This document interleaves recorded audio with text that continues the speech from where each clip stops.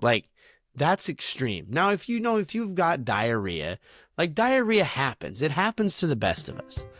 But you got to know you know. Welcome back to Privy. Privy is a podcast about bathrooms, recorded from my home bathroom. I'm your host, Hunter Hoover, and I love bathrooms. Welcome back, everyone. At the point of this episode's release, you have survived prank season. Happy April. Normally, when we close out the month of March, we begin looking at a variety of bathroom pranks to gear us up for pranking season at the beginning of April. That said, Awa is currently traveling, and I did not want to deal with an abundance of new bathroom pranks, as I'm going to be busy enough. Sorry, kids. Leave me alone. But it's pranking season, or at least it was. And in the past, we've looked at a number of pranks. And you know what? I'm going to be honest with you. Every year, I make a comment about how, like, I don't actually know if anybody's doing April Fool's pranks. And then every year, I got somebody that tries to April Fool's pranks me. Like, leave me alone. I'm an adult. I'm an old man. You're going to harm me, pranking me with your ne'er-do-well nonsense. And we've looked at a number of bathroom pranks, and I think what's happened is in looking at these, I've actually inadvertently, or maybe on purposely, I went back and listened to one of these pretty heinous ideas that I have put forth into the world. But I think what it really is it's just giving, like, punk butt teens firepower to levy against the teachers, adults, parents, and the people in their lives via bathroom shenanigans. And we've talked a lot of bathroom pranks since the start of this show. Upper deckers, fake soap, pee-pee traps, cellophane gags, dyed shampoo to dye your hair, poopy porch bombs. There's truly been no shortage to ways that you can prank some. Feel free to go back and listen to any number of our April Fool's Day prank related episodes if you want a treat, or maybe some ideas for next year. And this year, for April Fool's Day, or at least we're getting close enough. I mean, we're within the ballpark. We're 4 days off. It's the 5th. We are not going to be looking at pranks this year. Rather, we are going to be exploring an idea that I believe is prank adjacent. I think every good prank, when you prank somebody, pranked, it's nice to be able to revel in the prank. You know, you gag somebody, not gag them, dear Lord, help us all. Forgive us, Father, we've strayed far from you. But, you know, you pull a goof on somebody, and part of the joy of the goof is you get to kind of sit in the goof for a little bit. You know, I sit in my goof regularly. Sometimes I goof myself really hard, and I just have to sit and just sit in the goof for a minute. And I was going through comments on Spotify, and we're going to get to more of those comments at the end of the show. But one of the comments that was on actually last year's Privy Pranks episode was to rub hot sauce on somebody's bar soap. Now, I would even argue you could get away with, like, deodorant. Now, let me tell you something. It's very adjacent. And thank you, America. I think it was America for posting that on Spotify. Thank you for putting that out there. And I got to say, it's very close. It's very similar. A few years back, we said rub icy hot, or Ben Gay, as the kids call it, on someone's bathroom products. But, man, hot sauce is pretty diabolical. Like, depending on the hot sauce, you could do some serious damage. Like, if you get hot sauce in your eyes, it can be game over jelly. Like, yeah. Prank! But this year's prank, and it's a prank in quotation marks, because it's not exactly a prank per se. And I'm going to explain, before we get into this phenomenon, I want to explain why I specifically want to talk about this. Recently, my internet scrolling, my doom scrolling, the 20 minutes of doom scrolling I do a day, has been littered with scare videos. And what I mean by this is not videos that scare me. These are videos where I get to enjoy somebody scaring someone else. It's a treat. And it's always a good time to see these scare prank videos. It's videos of people getting scared, and kind of what I want to explore here. And we're going to get to the bathroom, I promise. We're in the bathroom. We're going to get to the bathroom as the topic too. But I want to explore why these videos are so funny. Like, they're just hilarious. And it begs a question. Why is people getting scared so funny? Like, what is it about people getting hoogity dang old boogity that just brings me such delight? It's not even a prank. It takes very little planning. It's not even that highbrow of a thing to do, yet here I am laughing hysterically at people getting scared. Now, I will also say, if I get scared, I get so mad. Like, it makes me angry. I get triggered. There's people's reactions, and there's some classic, like on TikTok, there's a number of classic scares. Like, you have your characters, truly. There's the lady that pees her pants. We're going to talk about that. There's the thick gentleman. We're going to talk about him. And then there's the ones that are really good are the people that like lay on the floor, like right outside the bathroom. And when people come out of the bathroom, it's just their head like on the floor staring up at them. And they just bug out. Like, these people come out of their skin because this person is laying there. And I got to explore, why is it so funny when it pisses me off so bad when I get scared? And why is the bathroom so often so associated with scaring and pranking? What is it about this space? Here we are. Here's here, I'm going to turn you here for a second. There's all them toilet papers. You know, last month we closed out the month with an episode of Ranked. And man, I still have a lot of toilet paper to use. We're gonna be working on the leftovers of that Ranked toilet paper for a while. I'll tell you that. There's one universal rule for people when they are scaring this pranking season. And that is this. People have a number of reactions to being scared. Some are fleers. This is the flight part of the fight or flight.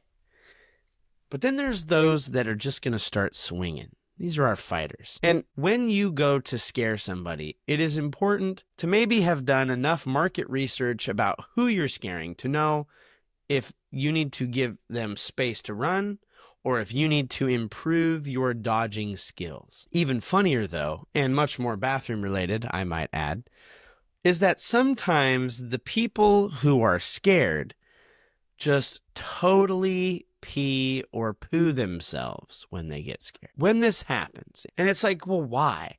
Like, you get scared, but like, why'd you crap your pants? Like, there's nothing wrong. Like, it's fine, Linda. Just hold your diarrhea through the scare. You know what I'm saying? Like, if you can't like sphincter suck it through the scare, I think you need to like give yourself some practice or something. I don't know. But when you get scared, it activates a fight or flight response in you, as I stated. And when that fight or flight response is activated in you, your bladder contracts to prepare for the fight. And in some people's case, that pelvic floor, that's the floor of the, the floor of the zone down there. It's like the downstairs zone. It loosens up. Now, I don't know why your pelvic floor would loosen up if you're scared. If your bladder's contracting, why would your pelvic floor loosen up? I don't know. Like, I don't know. But when these two things combine, when your bladder loosens and your pelvic floor, when your bladder contracts and your pelvic floor loosens, they can result in rigorous leakage, also known as completely whizzing yourself. It's a tough look, and it's an even tougher look when your friends upload that to the internet for others to laugh at. But from what I can tell based on these TikTok videos that I've been watching, and from what I can tell based off of just my basic Googling and searching for this episode, People peeing their pants when they're scared happens a lot more than you might think, like way more. Like, I was baffled by how much more it happens. And while pee is more likely to occur in these instances, especially in good old-fashioned prank scaring, like, it should be noted that in severe cases, a person can poop themselves Chaz Royale if the fear and anxiety they are experiencing is so great. Here's what I want to say. If a person craps their pants off of a basic, just some casual daytime prank scaring, there's something going on there. Like, they might need counseling. I'm just going to say it. Because I'm not convinced that casual daytime prank scaring should scare you to the point where you incontinent your butthole and poop your pants. Like, that's extreme. Now, if you've got diarrhea, like, diarrhea happens. It happens to the best of us. But you got to know like, you got to know what you're working with. And hopefully the people in your life that may or may not be scaring you, hopefully they'll be acquainted with you to know that, oh, yes, they're a diarrhea sufferer, and I ought to take their diarrhea into consideration before I prank scare them. Just scare the mud pie right out of these people. But with all these dangers in mind, peeing yourself, pooping yourself, getting swang on, like, why is it so funny? Like, why is it so funny when people get scared? What makes it so entertaining when people get scared? And there's a number of theories here, some of which I personally think are just stupid nonsense. One theory that I want to rule out right away is sadism. This just says that, like, oh, people scare people because they're awful and they like to torture others. I don't think so. I don't think that's why people do this. I don't think that people scare people simply because they're jerks and they just like to make people feel bad. I don't think that's why it's funny either. Like, when I laugh at somebody just getting freaked, I don't laugh because I'm like, you sick urchin. No. I think part of it is this. We have all been there. We have all been on the receiving end of the prank scare. And as a result, it's funny to see someone else be there when we are not the receiver. It's kind of like, it's like misery loves company. It's a shared experience. And you, vicariously through this person, are like, yes, I have been scared and I've felt just as triggered as you do right now. It's kind of a shared experience. To that regard, watching somebody get scared is kind of like ripping a good beefer, like just tooting off a nice fart and, sharing that smell with people. Like, it's kind of like a good fart or a long turd. Like, it ought to be observed and enjoyed by the collective. Collective turd viewing brought to a bathroom stall near you. And I think part of this is just seeing the person's reaction. And I think we laugh at their reaction because we know our reaction would be, and probably has been in the past, something that others are going to laugh at as well. It's a shared experience. People getting scared is funny because it's surprising. There's a big payoff to the scare. Like, and usually when it's framed right, like the person's in hiding and you can see the hiding and somebody's going to get just absolutely spooked on. And then when it happens, it's like this big release, it's like, oh, yes, there it is. Seeing people get scared is funny because we aren't the ones getting scared. We are safe.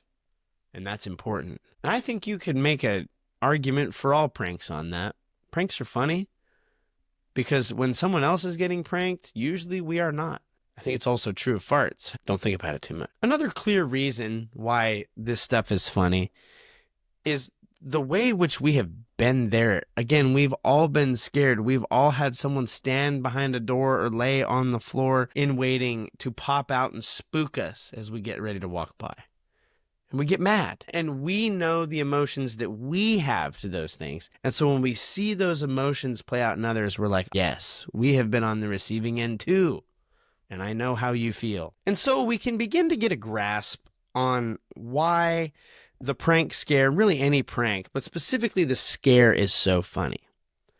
But now, on the tail end of our episode, and perhaps maybe in the context of our episode here on a bathroom podcast, we need to have a conversation about, like, what is it with the bathroom and the space in this room and the things that go on here? What is it about the bathroom that attracts scares? And what is it about the bathroom that attracts pranking? Something that I've noticed since when we did our movie scenes in the bathroom, we've done a couple of these, and there's two genres of film that rely heavily on the bathroom as, like, this is a touch point for this genre: comedy and horror. When I watch videos of people getting scared, so many of them happen in the bathroom. And when you watch a scare prank video, it's kind of the melding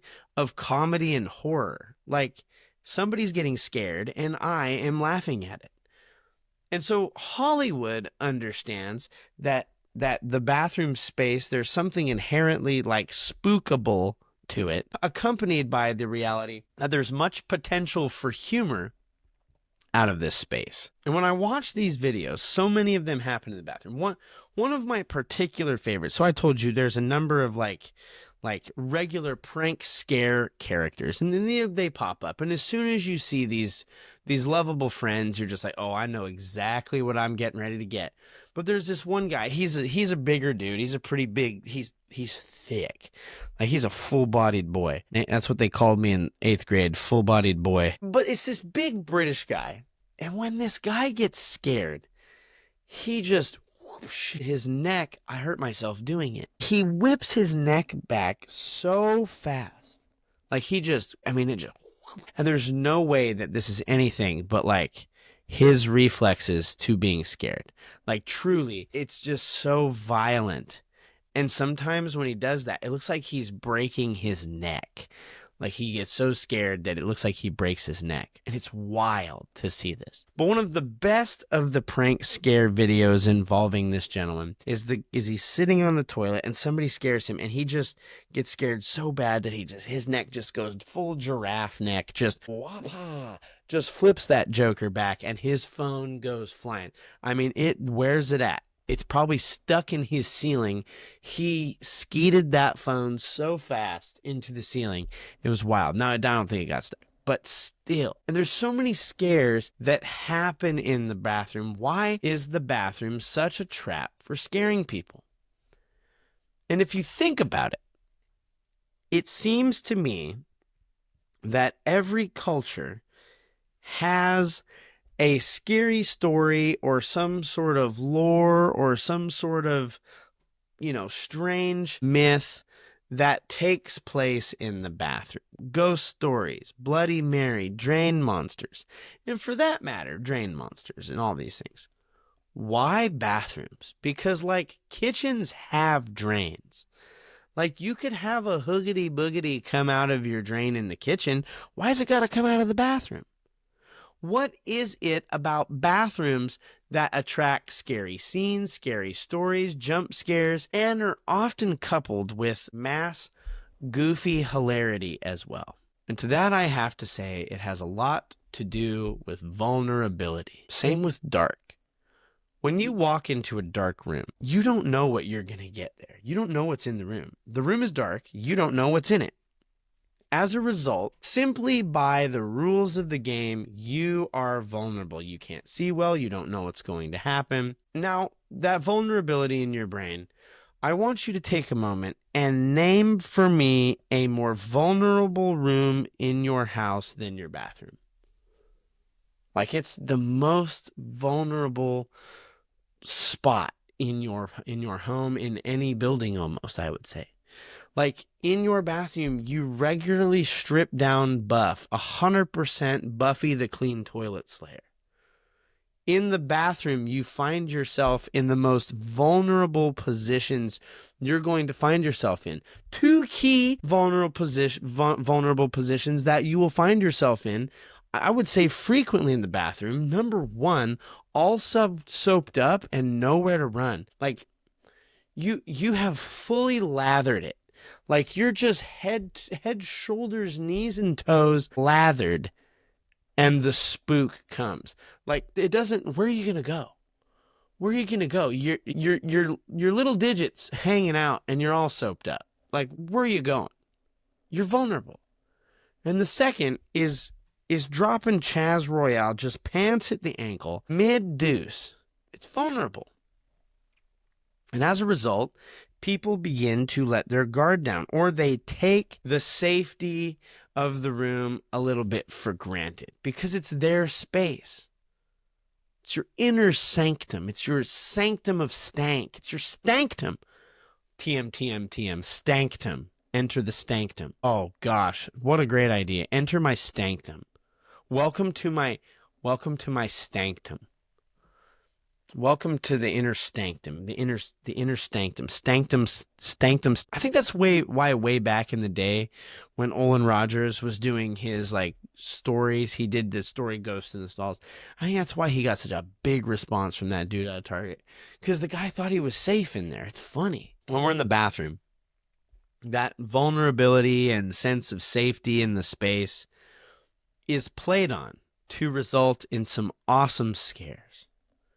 And I'm convinced that that's why there's so many of these bathroom pranks and bathroom scares and scare pranks. It's classic stuff, but it's that way because the bathroom is so vulnerable and we let our guard down. Another good reason, and I'm convinced, is mirrors. Like mirrors increase the hoogity-boogity-ness of a room. Mirrors have a way of playing tricks on us, and we often hold this belief that if we can see, like I can see this mirror right now and I can see what's in it. But I'll tell you, if somebody popped out stage right and I'm oh my gosh, it's going to do me in. Like I'm going to freak out. Mirrors have a way of playing tricks on us because we hold this belief that if we could see the mirror, for me, this is how Hunter's brain works. If I can see the mirror, I'm more safe than I was. But the trouble is that's a false sense of security.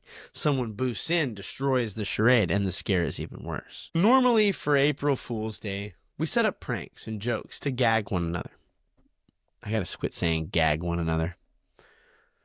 But it turns out the elaborate prank may really be overkill for what you need to do to be a prankster this year. Turns out you can just pop out, yell hoogity dang old boogity, and spook someone when they don't expect it. And do it in and around or outside the bathroom. Turns out it has maximum effect. It's a pretty good place for it. If you decide to do that and you're like, oh man, I'm going to scare somebody outside the bathroom and scare them really bad, try to film it. Send it to us. We'd love to see that. We might even share it on our socials and tag you and make sure everything's kosher in that regard. But it would be funny. Share it out on the Privies. It's a Facebook group. It's open. You can go join it. The Privies. Plenty of bathroom memes are shared there. If you like poop humor and bathroom humor and silly bathroom ideas and inventions and goofiness, the Privies, you could do much worse. This brings us to the end of another episode of Privy. Here at the end of the episode, I wanted to read a listener-submitted comment. So this listener left a comment on one of our bathroom episodes, and he asked what my earliest bathroom memory was. So Marika asked, what's your earliest bathroom memory? And man, it's tough. I thought about this for the last couple of days. I was like, what is my earliest bathroom memory? And two things came to mind. And I know these are not my first bathroom experiences because I don't remember being potty trained. I know that I am because I don't poop my pants regularly. Two memories. Number one is I don't remember how old I was, but I remember getting the stomach flu really bad when I was in grade school. And I remember half sleeping, living next to the toilet. I got the stomach flu a lot growing up. I had a sensitive stomach, I think, which is weird because nowadays I seem to just do whatever I want. But I remember just almost sleeping on the floor in the bathroom, just holding on for dear life with the tummy rumbles in the upchuck city. The other memory that I have though is one time I was tasked by my mother doing dishes in the home of clearing the table. And there was this pot, and in my brain it was soup, and it had like, vegetables and all sorts of stuff in it. And I'm sitting here like, I'm looking at this pot that's, it's got a substantial amount of fluid in it. And I'm like, I don't know what to do with this. Like, I don't want to go outside. It's cold. And so instead of like draining off the liquid and then scooping the vegetables in the trash, which is now I know what, as a grown adult, I know is the solution to this problem. Like, I've solved the riddle. I elected to take the entire pot to the bathroom and dump it all in the toilet and then flush that down the toilet. I was explained by my mother that this is not a thing that I should do. But that's one of my earliest bathroom memories. There's a picture of me and my cousins in the bathtub together back when our parents were trying to get us like all to get chicken pox from each other. Back when that was like the guidance from the doctors. It's like, oh yeah, they got chicken pox. Make sure that they go like dogpile their cousin with chicken pox. That way they can all get it. And now we can get shingles. So that's cool. But yeah, earliest bathroom memory, probably the soup disaster would be the most one that lives in my brain. Yeah. America, thanks for asking. If you have a comment, leave us a comment on Spotify or a comment on YouTube, and we always do our best to answer those. Leave us a rating or review. Sorry, I got something in my eye. It is wild. 5-star option is our preferred. Those reviews help others find the show. So when you leave us a rating or review, it just helps others bump that show up in the line if someone searches something. Share the show with a friend. Tell them to rate it. Say, hey, if you rate this show, the host is going to donate $1 to the Wounded Warriors in Living Water International. We do that. So leave us those reviews. If you leave us a written review, that means you type out something fun and leave it on Apple Podcasts. We will read that out here on the show. We would love to read those out more often. So go to Apple Podcasts, leave us a typed rating, and we'll bump up a little bit of money for Wounded Warriors in Living Water. To remind you to keep pooping in the free world. That free world was not always free, and we're pursuing cleaner water for all because not everyone has it. Follow the show on social media at Privycast. Follow me. I'm at Owlet7. If you're brave, go follow Randy Bowles. Don't forget to join the Privies. Check us out online, privy-cast.com. If you're looking to start a podcast, you could do no better than Podbean. There's a link down below for the affiliate link. Podbean's been very good.